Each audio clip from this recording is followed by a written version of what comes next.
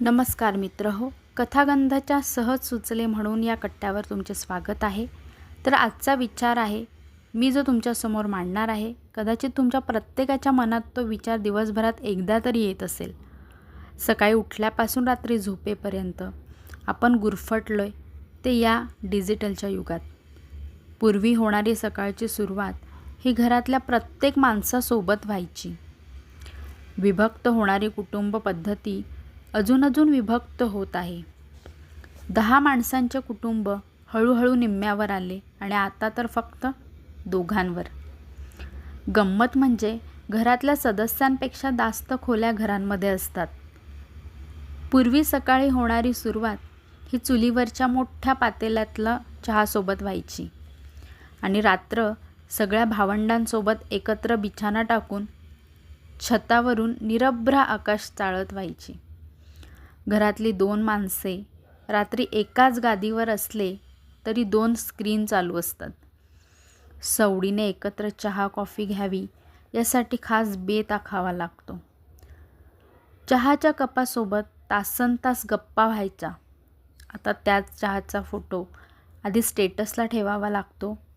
एकाच शहरात असलेली आपली नाती गाठीभेटी व्हायला मात्र काहीतरी निमित्त लागतं. पूर्वीसारखी त्या भेटीत आपुलकी नाही आणि हक्कही नाही.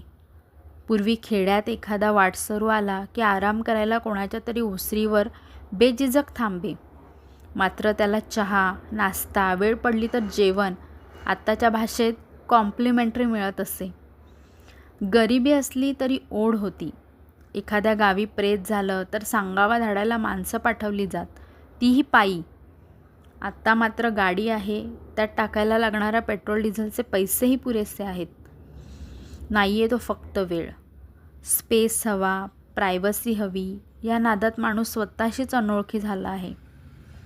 आपल्या कुटुंबियांना काय आवडतं हेही आपल्याला माहीत नाही.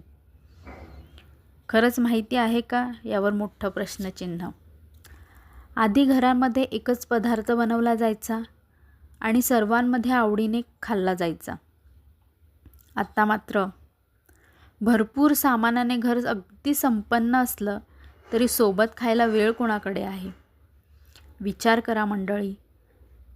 तुटत असलेली नाती वेळ आहे तोपर्यंत सावरायला लागा, नाहीतर आजीची गोधडी आणि तिची ऊफ फक्त आठवण बनून राहील. मी सुद्धा याला अपवाद नाही. सो प्रत्येकाने प्रयत्न करूया. कथागंधाच्या सहज सुचले म्हणून या कट्ट्यावर